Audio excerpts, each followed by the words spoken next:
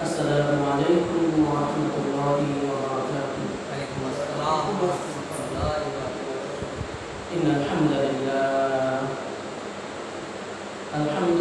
nahmaduhu wa nasta'inuhu wa nastaghfiruh wa nu'minu bihi wa natawakkalu alayhi wa na'udzu billahi min shururi anfusina wa min sayyiati a'malina. Man yahdihillahu fala mudilla lahu wa man yudlil fala hadiya lahu. Wa nashhadu an la ilaha illallah wahdahu la sharika lahu. Wa nashhadu anna sayyidana wa maulana Muhammadan abduhu wa rasuluh الذي نزل الفرقان عليه ليكون للعالمين نذيرا وداعيا إلى الله بإذنه وسراجا منيرا. أما بعد فقد قال الله سبحانه وتعالى في كلامه المجيد والفرقانه الحميد. أعوذ بالله من الشيطان الرجيم. بسم الله الرحمن الرحيم. لن ينال الله لحومها ولا دماؤها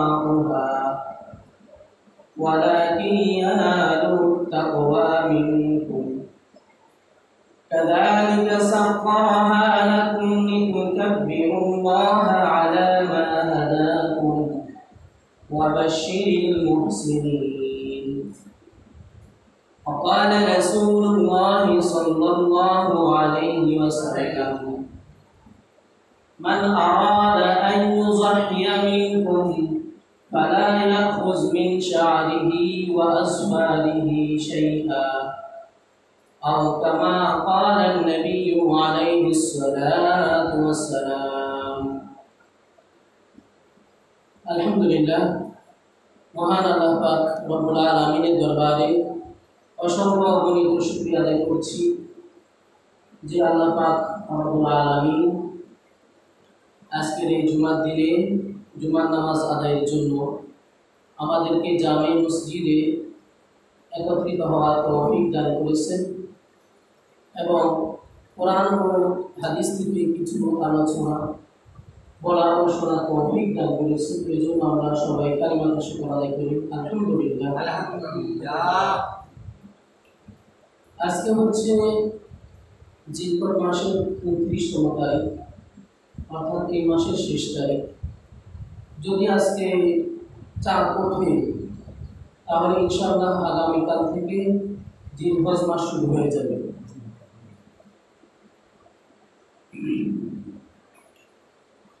তাহলে আমাদের সামনে সবচেয়ে বড় যে আমলটা আছে সেটা হচ্ছে কুরবানি। সেটা কি?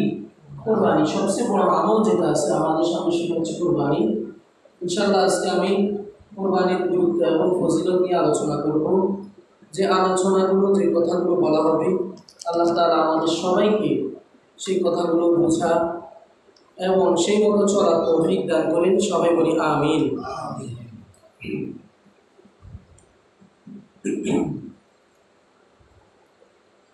কুরবানি এটা হচ্ছে আরবি শব্দ।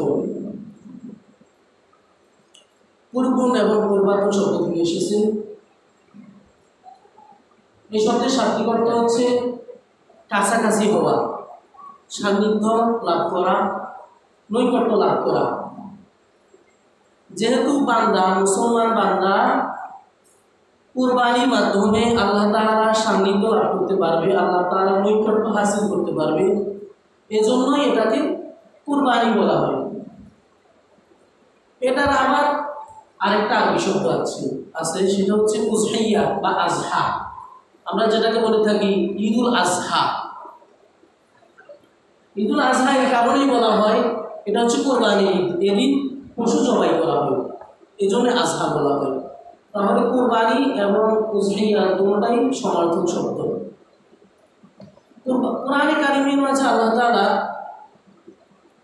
এই কোরবানি শব্দটা ব্যবহার করেছেন। কোরআনে কারিমে এসেছে, আল্লাহ তাআলা বলেন ওয়াতলু আলাইহিম নাবা বানাই আদম বিল হক। রাসূলুল্লাহ সাল্লাল্লাহু আলাইহি ওয়াসাল্লামকে সম্বোধন করে আল্লাহ তাআলা বলতেছেন যে হে রাসূল, আপনি লোকদেরকে বলে দিন, জানিয়ে দিন আদম আলাইহিস সালামের দুই পুত্রের ঘটনা। ওয়াতলু আলাইহিম, আপনি তাদেরকে পড়ে শোনান, বলে দিন নাবা বানাই আদম বিল হক। আদম আলাইহিস সালামের দুইটা পুত্র ছিল, হাবিল এবং কাবিল। তাদেরকে দিয়ে কিন্তু পৃথিবীতে প্রথম কোরবানি শুরু হয়েছে, অর্থাৎ একদম পৃথিবীর শুরুতেই কিন্তু কোরবানি প্রথাটা চালু হয়েছে। ইসকাররাবা কুরবানা, যখন তারা দুইজন কোরবানি করতে চেয়েছিল, ফাতাকুবিলা মিন আহাদিহিমা ওয়া লাম ইউতাকাব্বাল মিনাল আখার, একজনের কোরবানি গ্রহণ করা হয়েছে, অন্যজনের কোরবানি গ্রহণ করা হয়নি। তাহলে এখান থেকে আমরা বুঝতে পারি, জানতে পারি যে কোরবানি এটা নতুন কিছু না, বা এটা যে শুধু আমাদের ধর্মে আসছে এমনও না। এটা একদম পৃথিবীর শুরুতে আদম আলাইহিস সালামের যুগেও কোরবানিটা ছিল। আল্লাহ তাআলা কোরআনে কারিমের মাঝে ইরশাদ করেন কুল ইন্না সালাতি ওয়া নুসুকি ওয়া মাহইয়ায়া ওয়া মামাতি লিল্লাহি রাব্বিল আলামিন। রাসূলকে আল্লাহ তাআলা বলেন, হে রাসূল, আপনি লোকদেরকে বলে দিন ইন্না সালাতি, নিশ্চয় আমার নামাজ, ওয়া নুসুকি, আমার কুরবানি, ওয়া মাহইয়ায়া, আমার জীবন, ওয়া মামাতি, এবং আমার মরণ, আমার মৃত্যু, লিল্লাহি রাব্বিল আলামিন, বিশ্বজাহানের মালিক, বিশ্বজগতের প্রভু পালনকর্তা একমাত্র আল্লাহ তাআলার জন্য। সুবহানাল্লাহ। তাহলে একজন মুমিনের, একজন মুসলমানের প্রত্যেকটা আমল হবে একমাত্র আল্লাহর জন্য। প্রত্যেকটা আমল কার জন্য হবে? একমাত্র আল্লাহর জন্যই হবে। মুমিন মুসলমানের নামাজ হবে আল্লাহর জন্য, লোক দেখানোর জন্য হবে না। তার কুরবানি হবে একমাত্র আল্লাহর জন্য, লৌকিকতার যেন কোনো সংমিশ্রণ না থাকে। কোরবানি না দিলে মানুষ কি বলবে, আমার ব্যয় কি বলবে, আমার এলাকার সমাজের মানুষ কি বলবে, এগুলোর দিকে দেখা যাবে না। কোরবানিটা করতে হবে একমাত্র তার জন্য, আল্লাহর জন্য, একমাত্র আল্লাহ সন্তুষ্টির জন্যই কোরবানি করতে হবে। অর্থাৎ নিয়তকে বিশুদ্ধ রাখতে হবে, নিয়তকে খালেস রাখতে হবে একমাত্র আল্লাহর জন্য। এটা শুধু কুরবানির ক্ষেত্রে না, প্রত্যেকটা ইবাদতের ক্ষেত্রেই মুসলমানের জন্য, প্রত্যেকটা ইবাদতের ক্ষেত্রেই তার নিয়ত থাকবে আল্লাহ সন্তুষ্টি, আল্লাহ রেজামন্দি, আল্লাহ তাআলাকে খুশি করা। আল্লাহ তাআলা কোরআনে কারিমে ইরশাদ করেন লা ইয়ানালাল্লাহা লুহুমুহা ওয়ালা দিমাউহা ওয়ালাকিন ইয়ানালুত তাকওয়া মিনকুম।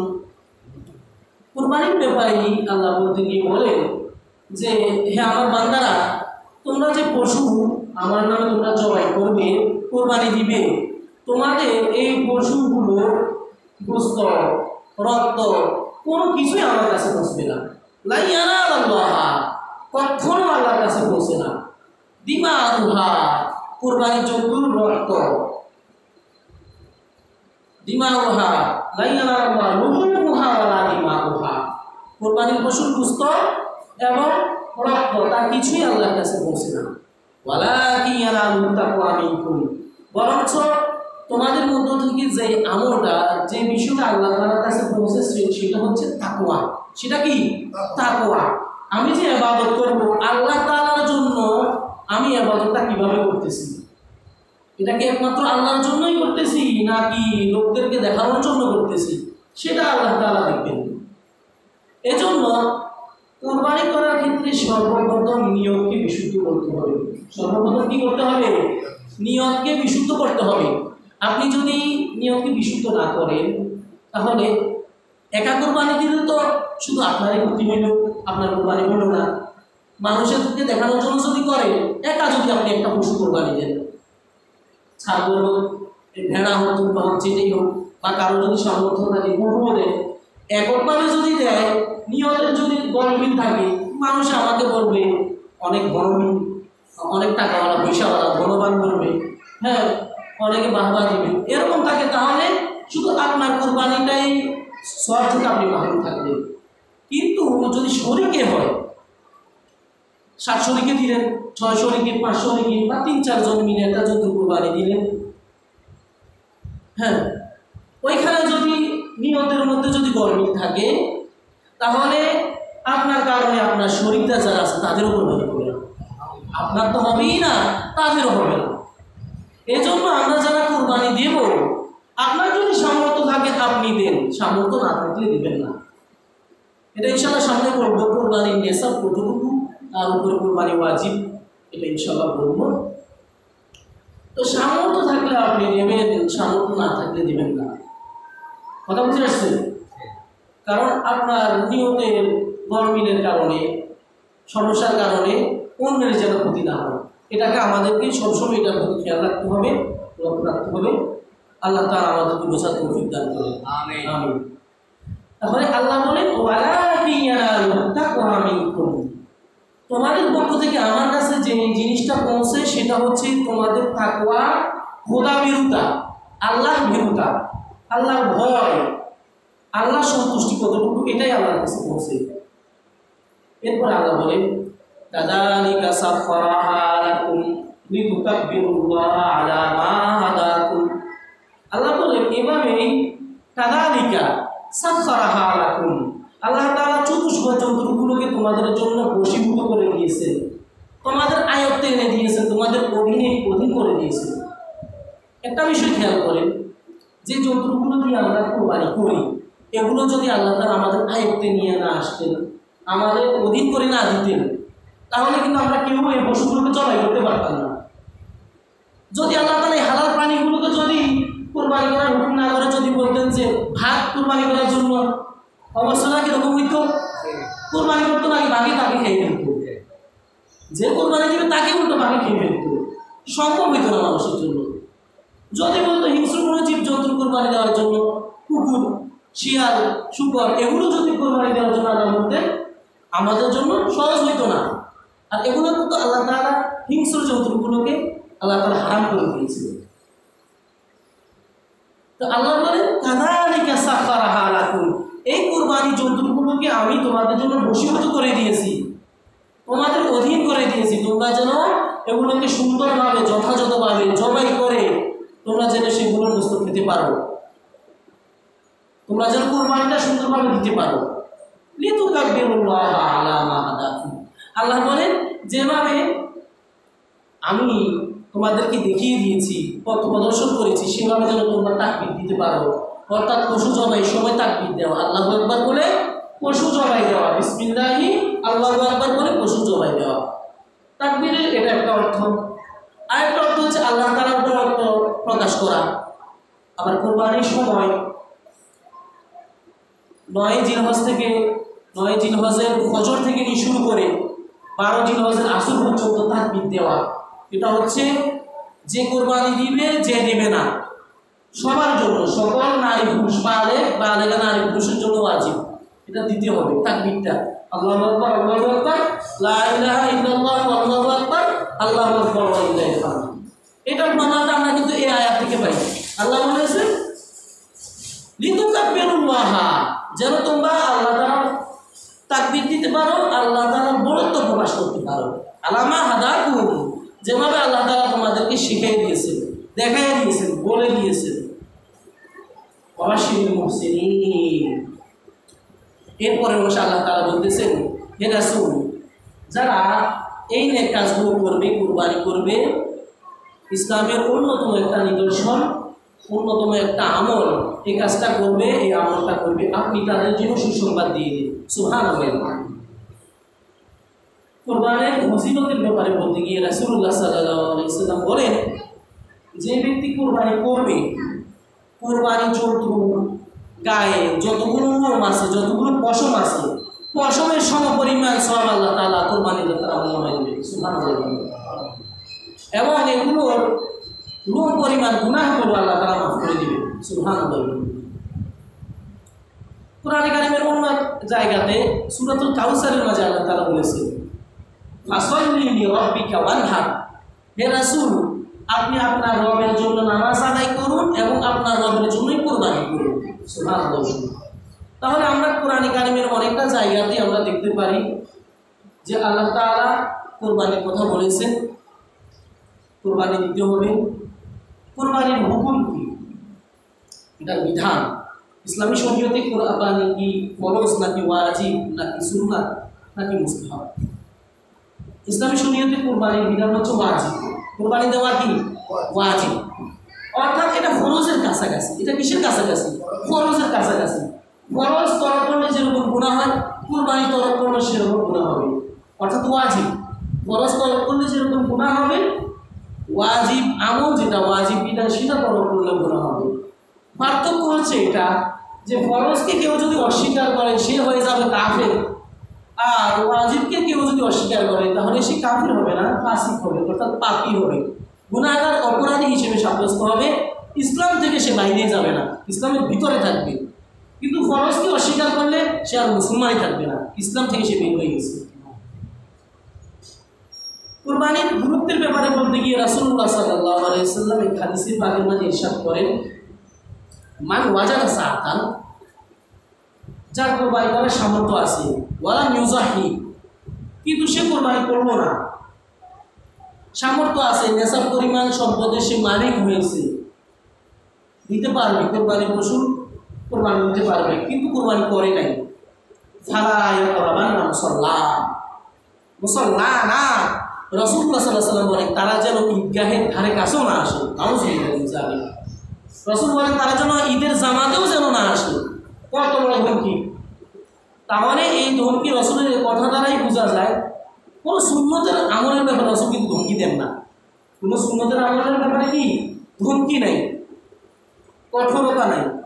যেটা সুন্নত মুস্তাহাব সেটা করলে সওয়াব আছে, না করলে গুনাহ নাই। সুন্নত করলে কি সওয়াব আছে, না করলে কি নাই, কোনো গুনাহ নাই। পাগড়ি মাথায় দেওয়া সুন্নাত, মস্ত বড় সুন্নাত, অনেক সুন্নাত, মানে যে কোনো একটা সুন্নাত, রাসূলের ছোট থেকে ছোট একটা সুন্নাতের উপর আমল করলে আপনি অনেক সওয়াব পাবেন। কারণ রাসূল সাল্লাল্লাহু আলাইহি ওয়াসাল্লাম বলেছেন এই হাদিসে পাকের মাঝে, এটা কিন্তু এখন আলোচনার বিষয় না, তারপরও বলতেছি। রাসূল সাল্লাল্লাহু আলাইহি ওয়াসাল্লাম বলেছেন যে মান তামাসসাকা বিসুন্নতি ইনদা ফাসাদি উম্মতি ফালাহু আজরু মিয়াতি শাহিদ। হাদিসটা হযরত আবু হুরায়রা রাদিয়াল্লাহু তাআলা থেকে বর্ণিত। রাসূল বলেন উম্মতের ফিতনার সময়, বিশৃঙ্খলার সময়, অর্থাৎ শেষ সময়ে আমার উম্মত একটা সুন্নতের উপরে যদি আমল করে, মান তামাসসাকা বিসুন্নতি, আমার একটা সুন্নতকে যদি আপনি ধরে, ইনদা ফাসাদি উম্মতি, উম্মতের ফিতনার জামানাতে, ফিতনার সময়ে, ফালাহু আজরু মিয়াতি শাহিদ, তাকে আল্লাহ তাআলা 100 শহীদের সওয়াব দিবেন। সুবহানাল্লাহ। তাহলে অবশ্যই সুন্নতের উপর আমল করতে হবে। তো যেটা বলতেছি, সুন্নত আমল করলে সওয়াব আছে, না করলে গুনাহ নাই। কিন্তু ওয়াজিব যেটা সেটা অবশ্যই আমল করতে হবে, আমল না করলে গুনাহের ভাগীদার হতে হবে এবং আল্লাহর দরবারে শাস্তির মুখোমুখি হতে হবে। তো রাসূলুল্লাহ সাল্লাল্লাহু আলাইহি ওয়াসাল্লাম বলেছেন যে কুরবানি করতেই হবে যার সামর্থ্য আছে। এখন আমরা আলোচনা করি কুরবানির নেশাব কতটুকু পরিমাণ সম্পদ হলে কুরবানি দিতে হবে। কুরবানির নেশাব হচ্ছে যাকাতের নেশাব, অর্থাৎ যার উপরে যাকাত ফরজ তার উপরে কুরবানি ওয়াজিব। যার উপরে কি যাকাত, যার উপরে ফরজ, যিনি নেশাব পরিমাণ সম্পদের মালিক হয়ে যাকাত দিবেন, সাহেবে নেশাব হয়েছে, তিনি কুরবানি দিবেন। অর্থাৎ যার কাছে 2.5 লাখ থেকে 3 লাখ সমপরিমাণ টাকা আছে এবং এই টাকার উপরে যদি 1 বছর অতিবাহিত হয় তৈলে যাকাত দিবে। কিন্তু কুরবানির ক্ষেত্রে বছর অতিবাহিত হওয়াটা শর্ত না। কুরবানির ক্ষেত্রে কি শর্ত না, 1 বছর যে অতিবাহিত হবে, আপনার কাছে ক্যাশ টাকা আছে, 3 লাখ টাকা আছে, জমা টাকা, এটার উপরে 1 বছর পার হইতে হবে এমন না। বর্তমানে আছে, আপনি ঈদের দিন, ঈদের নামাজের আগ পর্যন্ত যদি এই সমান টাকা আপনার কাছে হাসিল হয়, অর্জন হয়ে যায়, 3 লক্ষ টাকা ঈদের নামাজ আগ পর্যন্ত, আপনি ঈদের দিন হইলে কোরবানি দিবেন। ঈদের দিন আর ঈদের পরের দিন দিবেন, এরপরের দিন না পারলে এর পরের দিন দিবেন। 3 দিন পর্যন্ত কোরবানি দেওয়া যায়। কয়দিন পর্যন্ত কোরবানি দেওয়া যায়? কোরবানি 3 দিন পর্যন্ত দেওয়া যায়। না রাসূলুল্লাহ সাল্লাল্লাহু আলাইহি ওয়াসাল্লাম হাদিসের মাঝে উল্লেখ আছে, কেউ যদি দেখা গেছে হয়তো কোরবানির জন্তু কিনতে পারে নাই, অথবা জন্তু কিনছে ঠিকই কিন্তু জন্তুটা চুরি হয়ে গেছে, চলে নিয়ে গেছে, তার যদি সামর্থ্য থাকে, যদি সে পারে তাহলে আরেকটা জন্তু কিনে আনবে, আর যদি না পারে তাহলে তো কিছু করার নাই, সব কিন্তু সে পেয়ে যাবে। সব কি সব পেয়ে যাবে, চোরে নিচে চোরে খাইছে, চোরে গুণা চোরে আল্লাহর কাছে এটা হিসেব দিবে, কিন্তু যিনি জন্তুটা কিনছে তিনি কিন্তু সব পাবেন, যদিও তিনি গুস্ত খাওয়া থেকে মাহরুম হয়েছে, এটা আর কি গুস্তটা খেতে পারলেন না, কিন্তু সব খাবেন। তাহলে নেশাব কোরবানির নেশাব হচ্ছে যাকাতের নেশাব, আর এটার উপরে 1 বছর অতিবাহিত হতে হবে না, এবং এই সম্পদটা বর্ধিত হতে হবে এমন না, এই সম্পদটা যে বাড়তে হবে এরকমও না, যে অবস্থাতে আছে আপনার কাছে টাকা আপনি এটা দিতে পারবেন। আবার এরকম হয় যে কারো কাছে নেশাব পরিমাণ টাকা নাই, কিন্তু দেখা গেছে নিজের ছেলে মেয়ে পরিবার পরিজনকে নিয়ে তিনি চাইতেছেন কোরবানি দেওয়ার জন্য, এটা ওয়াজিব না, নিজের থেকে নিজের আত্মতৃপ্তির জন্য বা নিজের পরিবারকে নিয়ে খাওয়ার জন্য যদি চাই দিতে পারবে সেটা হবে নফল, সেটা হবে কি সেটা নফল, আবার সওয়াবও পাবেন আপনি, তবে নফলের সওয়াব পাবেন, এটাও দেওয়া যাবে। তাহলে কোরবানি ওয়াজিব হওয়ার জন্য 5টা শর্ত আছে। প্রথম যে শর্ত সেটা হচ্ছে মুসলমান হতে হবে, কোরবানি দাতাকে কি হতে হবে?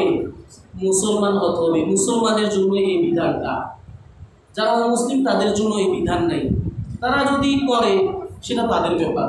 দেখা গেছে অনেক সময় আমরা ইফতারি করি, আমাদের ভিন্ন ধর্মাবলম্বী ভাইরা যারা আছে আমাদের সময় তারাও ইফতারি করে, মনে করেন একটা মার্কেটে কয়েক ধরনের ধর্মাবলম্বী লোকেরাই আছে, চাকরি করতেছে, দেখা গেছে সবাই কিন্তু একত্রে ইফতারি করে, সবাই কি করে একসাথে ইফতারি করে, সনাতন ধর্মাবলম্বীরাও তারা ইফতারি করে, কথা বলছে। তাহলে কিন্তু কোরবানিটা শুধু আমাদের জন্য, এটা কাদের জন্য? এটা শুধু মুসলমানদের জন্য, যদি অন্য ধর্মাবলম্বীরা করে সেটা তাদের ব্যাপার।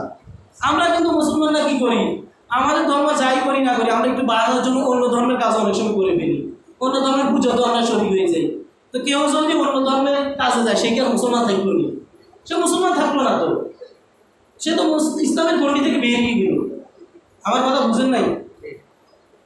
মনে করে একটা রাজনৈতিক প্রোগ্রাম, তো রাজনৈতিক প্রোগ্রামের মধ্যে যিনি যেই দলের, তিনি তার নিজের দলে শরিক না হয়ে যদি অন্য দলের প্রোগ্রামে যায়, তিনি কি তাহলে তার দলে থাকলেন? তিনি তো তার দল থেকে বেরিয়ে গেলেন, অন্য দলের প্রোগ্রামে অনুষ্ঠানে যদি তিনি যান। তদ্রুপ আপনি মুসলমান, এটা আপনার জন্য নিদর্শন, এটা আপনার জন্য বিধান। তাহলে কুরবানি ওয়াজিব হওয়ার জন্য সর্বপ্রথম যে শর্ত সেটা হচ্ছে মুসলমান হওয়া। দ্বিতীয় শর্ত হচ্ছে স্বাধীন হওয়া, মুক্ত হওয়া। স্বাধীন মানে হচ্ছে, মনে করে যে লোকটা জেলে আছে সে কিন্তু স্বাধীন না, সে কি না, সে স্বাধীন না, সে পরাধীন, সে মুক্ত না, কিন্তু তার জন্য কোরবানি ওয়াজিব না। যে বাড়িতে আছে, ঘরে আছে, তার জন্যই কোরবানিটা ওয়াজিব। তাহলে দ্বিতীয় শর্ত হচ্ছে স্বাধীন হতে হবে, মুক্ত হতে হবে। তৃতীয় নম্বর শর্ত হচ্ছে মুকিম হতে হবে, অর্থাৎ স্থানীয় হতে হবে, আপনি আপনার জায়গাতে উপস্থিত থাকতে হবে। যদি মুসাফির হয়, যিনি মুসাফির তার জন্য কোরবানি ওয়াজিব না। যিনি নিজের এলাকা থেকে 15 দিন বা তার কমে, 15 দিনের কম সময়ের জন্য যদি সফরে যান বা এক দেশ থেকে আরেক দেশে গেলেন, তিনি মুসাফির, তার জন্য কোরবানিটাও ওয়াজিব না। তাহলে 3 নম্বর শর্ত হচ্ছে মুকিম হতে হবে, স্থানীয় হতে হবে। 4 নম্বর শর্ত হচ্ছে নেশাব পরিমাণ সম্পদের মালিক হতে হবে, যেটা আমরা প্রথমেই বলছিলাম। এই শর্তটা সবগুলো বলার আগে বলছি, নেশাব পরিমাণ সম্পদের মালিক হতে হবে, আর এই সম্পদের উপর 1 বছর যে অতিবাহিত হবে এমন কোনো শর্ত নাই, অথবা এই সম্পদটা যে বেড়ে যেতে হবে এরকম না। 5 নম্বর শর্ত হচ্ছে কোরবানির দিন উপস্থিত হতে হবে, উপস্থিত হতে হবে, অর্থাৎ কোরবানির দিনই কোরবানি দেওয়া যাবে, কোরবানির আগের দিনও কোরবানি দেওয়া যাবে না, কোরবানির দিন অতিবাহিত হওয়ার পরেও 3 দিন পরেও কোরবানি দেওয়া যাবে না। কোরবানি যে দিন, 3টা দিন নির্দিষ্ট, 10ই জিলহজ, 11ই জিলহজ এবং 12ই জিলহজ, এই 3 দিনেই কোরবানি দিতে হবে, এটার ভিতরেই। এবার আসি আমরা কোরবানি দেওয়ার ক্ষেত্রে সর্বপ্রথম আমাদেরকে যে কাজটা করতে হবে সেটা হচ্ছে, প্রথমেই বলছিলাম, নিয়মকে বিশুদ্ধ করতে হবে। যদি আমি একাকী কোরবানি দিই তাহলেও নিয়তকে বিশুদ্ধ করতে হবে, শরীকে যদি কোরবানি দিই তাহলেও বিশুদ্ধ করতে হবে। আর শরীকে কোরবানি দেওয়া জায়েজ আছে। সবার তো এরকম তৌফিক হয় না যে সবাই একটা গরু কোরবানি দিবে, এরকম কি তৌফিক হয়? একজন মানুষ গোটা একটা গরু কোরবানি দিবে এমন কিন্তু সামর্থ্য হয় না, হয়ে ওঠে না সবার জন্য। তাহলে শরীকে কোরবানি দেওয়া যাবে। কোন কোন পশু দিয়ে কোরবানি দেওয়া যাবে আমরা সেটা বিষয়ে আলোচনা করি। 6 ধরনের পশু দিয়ে কোরবানি দেওয়া যাবে। ওট, সর্বপ্রথম হচ্ছে ওট। ওটের বয়সসীমা হচ্ছে 5 বছর, পূর্ণ 5 বছর হতে হবে। এরপরে হচ্ছে গরু মহিষ। গরু মহিষের ক্ষেত্রে পূর্ণ 2 বছর হতে হবে। এরপর হচ্ছে ছাগল, ভেড়া, দুম্বা। এই জন্তুগুলোর বয়স 1 বছর হতে হবে। যদি এরকম হয় যে 6 মাস অথবা 7 মাসের একটা এই ছাগল, ভেড়া মোটা তাজা পুষ্ট হয়ে যদি 1 বছরের ছাগলের সমান যদি হয়ে যায়, এরকম বড়সড় হয়ে যায়, তাহলে 6 বছরের ছাগল বকরি দিয়ে কোরবানি দেওয়া যাবে। এটা হচ্ছে বয়স সীমা। আর শরীকের অংশগ্রহণ হচ্ছে গরু, মহিষ এবং ওটের মধ্যে সর্বোচ্চ 7 জন অংশীদার হতে পারবে। সর্বোচ্চ কয়জন? 7 জন। একজনও দিতে পারবে একা, 2 জনও দিতে পারবে, 3 জনও দিতে পারবে একটা গরু গাভী শরীকে। যেতে যেতে সর্বোচ্চ 7 জন দিতে পারবে, এর বেশি দেওয়া যাবে না। আর ছাগল, ভেড়া, দুম্বার ক্ষেত্রে হচ্ছে একজনই দিতে হবে, একজনের বেশি অংশগ্রহণ করা যাবে না। এটা হচ্ছে কুরবানি জন্তুর বয়স সীমা।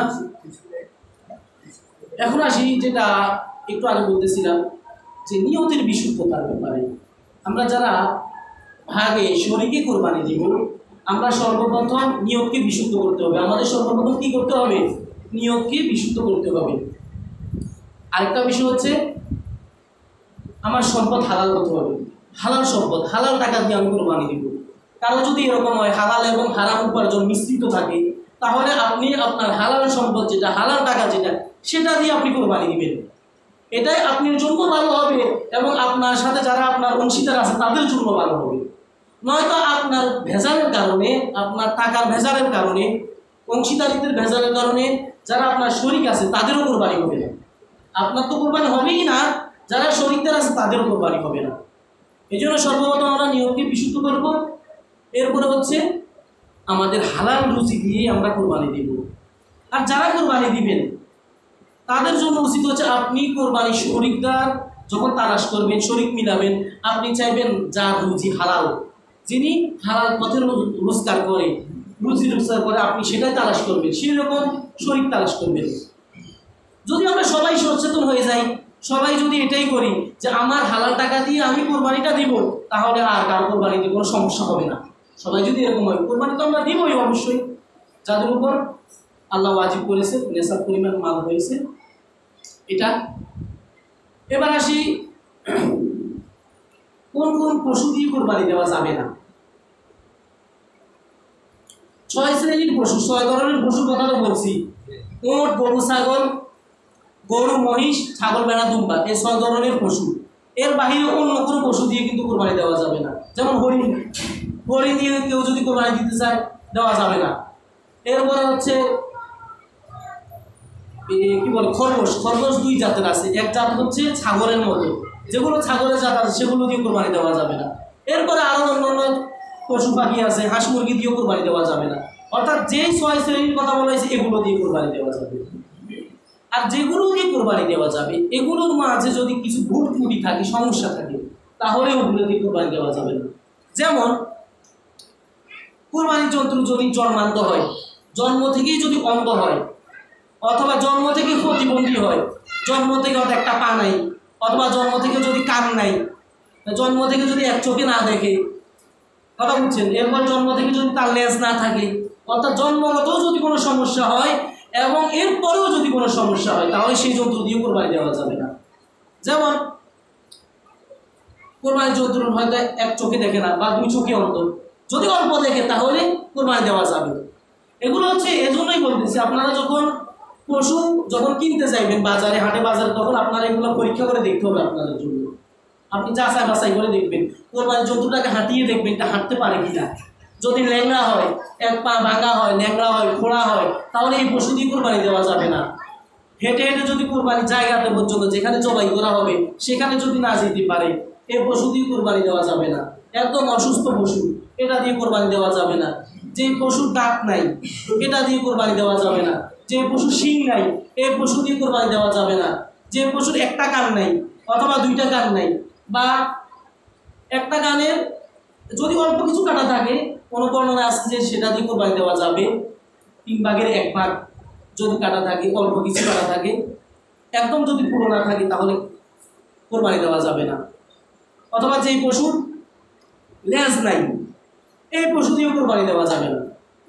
এরপরে হচ্ছে যে পশু ময়লা আবর্জনা খাইতে অভ্যস্ত, সবসময় ময়লা আবর্জনা খায়, ময়লা আবর্জনার ভিতরে তো অনেক সময় বিষাক্ত জিনিসও খেয়ে ফেলে, এগুলো জন্তুটা শরীরেও যায়।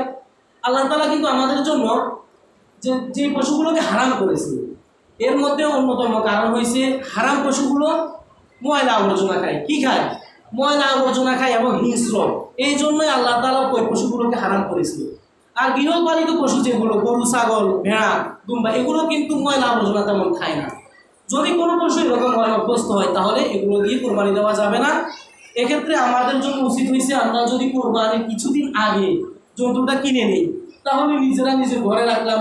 নিজের যদি এরকম ক্যাপাসিটি ব্যবস্থা থাকে, ঘাস খাওয়াইলাম, খই খাওয়াইলাম, হ্যাঁ, খাওয়াই আমরা নিজেরা ইয়ে করে নিলাম কয়েকদিন। তাহলে আমাদেরকে কোরবানির ক্ষেত্রে এই বিষয়গুলো লক্ষ্য রাখতে হবে। যে কথাগুলো বলা হয়েছে, আল্লাহ তাআলা আমাদের সবাইকে এই কথাগুলো বোঝা এবং সেই মোতাবেক আমল করার তৌফিক দান করেন। আমিন। ওয়া আখিরু দাওয়ানা আলহামদুলিল্লাহি রাব্বিল আলামিন। আরেকটা কথা হচ্ছে, শেষ কথা, যেটা আমি বলি নাই, মিস্টেক হয়ে গেছে, সেটা হচ্ছে আজকে হচ্ছে এই মাসের 29 তারিখ। একটা মুস্তাহাব আমল, সেটা হচ্ছে যিনি কোরবানি দিতে পারবেন অথবা যিনি দিতে পারবেন না, তাদের জন্য রাসূল সাল্লাল্লাহু আলাইহি ওয়াসাল্লাম বলেছেন, মান আরাদা আন ইউযাহিয়া ফালা ইয়াখুয মিন শারিহি ওয়া আসফারিহি শাইআ। রাসূল বলেন, যে ব্যক্তি চায় যে শেষ কোরবানি দিবে, তাহলে তার উচিত সে যেন কোরবানির চাঁদ ওঠার পর থেকে, অর্থাৎ জিলহজের চাঁদ ওঠার পর থেকে, সে যেন তার নখ, চুল, শরীরের অবাঞ্ছিত লোমগুলো যেন না কাটে। তাহলে আজকে সূর্য ওঠার আগেই, আজকের দিন সময় আছে, যদি আজকে না ওঠে তাহলে আমরা আরেকদিনও সময় পাবো। তো আমরা এই মুস্তাহাব আমলটা করবো। নখ টক কেটে ফেলার জন্য থাকলে কেটে ফেলবো, নুস, গুণ, এগুলো আমরা কেটে ফেলবো। এই মুস্তাহাব আমলটা করবো। আল্লাহ তাআলা আমাদেরকে আমল করার তৌফিক দান করেন। আমিন। সুবহানাল্লাহি ওয়া বিহামদিহি, সুবহানাকাল্লাহুম্মা ওয়া বিহামদিকা, আশহাদু আল্লা ইলাহা ইল্লা আনতা, আস্তাগফিরুকা ওয়া আতুবু ইলাইক। যাদের সুন্নাত পড়া হয়নি তারা সুন্নাত পড়ে নিন।